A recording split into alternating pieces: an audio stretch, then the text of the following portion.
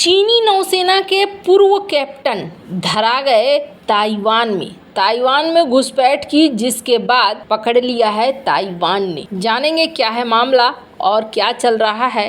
तो वहीं दूसरी तरफ आखिरकार 8 दिनों बाद चाइना ने भारत को भेजा है कुछ। जियोपॉलिटिक्स में बहुत कुछ चल रहा है, हमेशा की तरह जानने को मिलेगा बहुत कुछ। आइए जानते हैं इन खबरों को विस्तार से। चीनी नौसेना के एक पूर्व कप्तान ने रविवार को ताइवान की नौसेना को उस समय चौंका दिया जब वो अपने स्पीड बोट के साथ राजधानी ताइपे के बाहर एक घाट तक पहुंच गया। चीन के साथ बढ़ते तनाव के बीच उच्च सुरक्षा उपायों के बावजूद मुख्य भूमि के एक चीनी व्यक्ति द्वारा घुसपैठ की ताइवान के शीर्ष राजनेताओं ने कड़ी आलोचना की। चीन ताइवान को विद्रोही प्रांत मानता है, जिसे मुख्य भूमि के साथ फिर से एकीकृत किया जाना है, भले ही इसके लिए बल का इस्तेमाल क्यों न करना पड़े। भगोड़ा बताए जा रहे रुआन नामक व्यक्ति को न्यू ताइपे में तमुसई के तट से 11 किलोमीटर दूर देखा गया। हांगकांग स्थित साउथ चाइना मॉर्निंग पोस्ट ने मंगलवार को बताया कि तटरक्षक बल के अनुसार ताइपे शहर की ओर आने वाली तमुसई नदी में प्रवेश करने के बाद नाव घाट पर एक अन्य नौका से टकरा गई। रुआन ने खुद को चीनी नौसेना का पूर्व कैप्टन बताया और कहा कि वो एक दिन पहले ही चीन के तटीय शहर फुजो के निगंडे बंदरगाह से रवाना हुआ था। हालांकि ताइवान के तटरक्षक ने कहा कि नाव में कोई खाद्य या पेय पदार्थ नहीं मिला। तटरक्षक के अनुसार उस व्यक्ति ने कहा कि उसे अनुचित बयान देने के कारण मुख्य भूमि के अधिकारियों द्वारा सताया गया था और वो ताइवान भाग जाना चाहता था। उन पर आवर्जन अधिनियम सहित अलग अलग ताइवानी कानून के उल्लंघन का आरोप लगाया गया। ताइवान के रक्षा मंत्री वेलिंगटन कू ने मंगलवार को कहा कि इस बात की संभावना से इनकार नहीं किया जाता है कि चीनी स्पीड बोट की घुसपैठ बीजिंग की एक रणनीति हो। ताइवान न्यूज के खबर के अनुसार इसके बाद रक्षा मंत्रालय चीन की ओर से जहाजों के घुसपैठ को रोकने के उपायों को मजबूत किया जाएगा। ताइवान पर बार बार ट्रायल ले रहा है चाइना और ऐसा माना जा रहा है कि ये ट्रायल किसी दिन एक सच्चाई के रूप में सामने आ जाए तो कोई बड़ी बात नहीं होगी।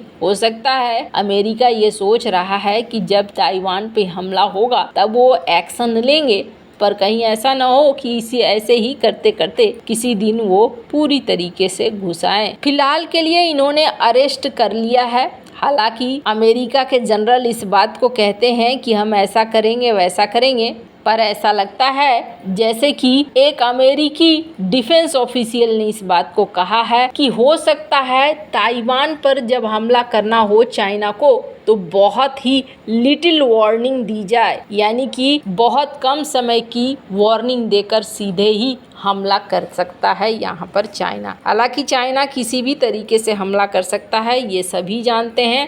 ताइवान को लेकर उनकी तैयारियों से भी कुछ ऐसा ही दिखता है। पर जहां एक तरफ ये सब कुछ हो रहा है तो वहीं दूसरी तरफ भारत को लेकर चाइना की रणनीति क्या है। आपको बता दें, इस चुनाव के बाद काफ़ी समय तक समझ में दुनिया को नहीं आया कि भारत में आखिरकार सरकार किसकी बनने वाली है, और इसी दुविधा में चाइना भी रह गया कि आखिरकार भारत में सरकार किसकी बनेगी। हालांकि सब देशों की तरफ से भारत को बधाई आ रहा था, चाइना की तरफ से भी 3 बार बधाई आया, लेकिन किसी बड़े की तरफ से नहीं आया, किसी बड़े पोजीशन वाले लोग की तरफ से नहीं आया था। विदेश मंत्रालय प्रवक्ता बधाई दे रहा है तो प्रवक्ता को जवाब प्रवक्ता दे रहा है, राजदूत बधाई दे रहा है, इस तरह की चीजें हो रही थी। पर अब चीजें बदलती हुई नजर आ रही हैं। भारत का चाइना के प्रति पॉलिसी क्लियर दिख रहा है। बिजनेस स्टैंडर्ड की एक रिपोर्ट देख सकते हैं। इस रिपोर्ट के अनुसार मोदी 3.0 ने 30 जगहों को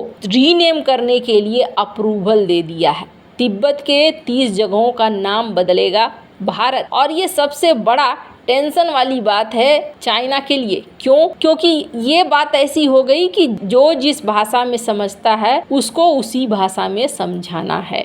भारत की नीतियों को समझ चुका है। वहीं डॉक्टर एस जयशंकर ने भी इस बात को कहा है, हम चाइना और पाकिस्तान के साथ जो भी हमारे मुद्दे हैं उनको निपटाएंगे। सबसे पहले बात करें, अगर बॉर्डर की बात करें तो हम चाइना के साथ बॉर्डर के मुद्दों को निपटाएंगे, और बात करें अगर पाकिस्तान के साथ तो आतंकवाद के मुद्दों के लिए हम काम करेंगे। तो यहाँ पर इन्होंने पहले भी समझा दिया। पर आज जाकर 8 दिन बाद एक न्यू टर्न देखने को मिल रहा है। चीन के प्रधानमंत्री ली कियांग ने मंगलवार को प्रधानमंत्री नरेंद्र मोदी को तीसरे कार्यकाल के लिए फिर से चुने जाने पर बधाई दी और कहा कि चीन द्विपक्षीय संबंधों को सही दिशा में आगे बढ़ाने के लिए भारत के साथ काम करने को इच्छुक है। आपको बता दें, मोदी ने रविवार को लगातार तीसरी बार भारत के प्रधानमंत्री के रूप में शपथ ली। चीनी प्रधानमंत्री ली कियांग ने मंगलवार को प्रधानमंत्री नरेंद्र मोदी को तीसरी बार पुनः निर्वाचित होने पर बधाई दी। उन्होंने कहा कि बीजिंग द्विपक्षीय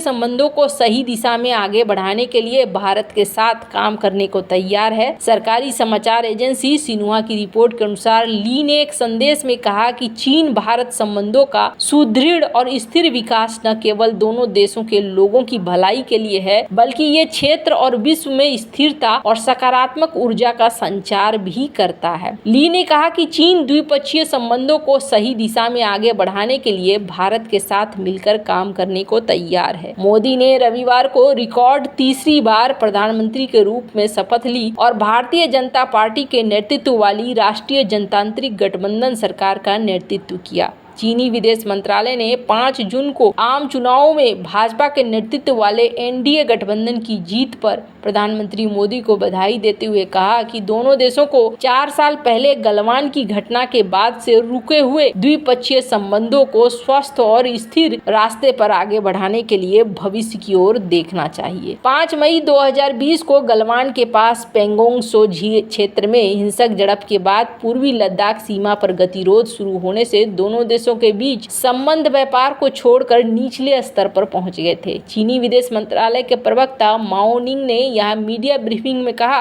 कि हमने भारत के आम चुनाव के परिणामों पर गौर किया और प्रधानमंत्री नरेंद्र मोदी के नेतृत्व वाले भाजपा और राष्ट्रीय जनतांत्रिक गठबंधन की जीत पर बधाई देते हैं। माओ ने मोदी की जीत पर चीन की टिप्पणी जानने के लिए आधिकारिक मीडिया द्वारा पूछे गए सवाल का जवाब देते हुए कहा कि स्वस्थ और स्थिर चीन भारत संबंध दोनों देशों के हित में है और इस क्षेत्र और इससे आगे शांति और विकास के लिए अनुकूल है। उन्होंने कहा कि चीन दोनों देशों के लोगों को मौलिक हितों के ध्यान में रखते हुए भारत के साथ मिल काम करने के लिए तैयार है, हमारे संबंधों के समग्र हित को ध्यान में रखेगा, भविष्य की ओर देखेगा और द्विपक्षीय संबंधों को स्वस्थ और स्थिर रास्ते पर आगे बढ़ाएगा। इसके एक दिन बाद चीन ने प्रधानमंत्री मोदी की इस टिप्पणी पर विरोध जताया कि वो ताइवान के साथ घनिष्ठ संबंध बनाने के लिए तत्पर है। मोदी की ये टिप्पणी ताइवान के राष्ट्रपति लाई चिंग-ते द्वारा उनकी चुनावी जीत पर दिए गए बधाई संदेश के जवाब में आई। चीन ताइवान को एक विद्रोही प्रांत के रूप में दिखता है जिसे बलपूर्वक भी मुख्य भूमि के साथ फिर से एकीकृत किया जाना चाहिए। भारत पीपुल्स लिबरेशन आर्मी पर देप्सांग और डेमचोक क्षेत्रों में हटने का दबाव बना रहा है। उसका कहना है कि जब तक सीमा पर स्थिति असामान्य बनी रहेगी तब तक चीन के साथ उसके संबंधों में सामान्य स्थिति बहाल नहीं हो सकती है। वहीं दूसरी ओर चीन का कहना है कि सीमा का प्रश्न चीन भारत संबंधों की संपूर्णता का प्रतिनिधित्व नहीं करता है और इससे द्विपक्षीय संबंधों में उचित रूप से रखा जाना चाहिए। वैसे आपको क्या लगता है, इन सब मामले में आपकी क्या राय है, कमेंट कर जरूर बताएं। जल्द मिलते हैं अगले वीडियो में नई खबर के साथ।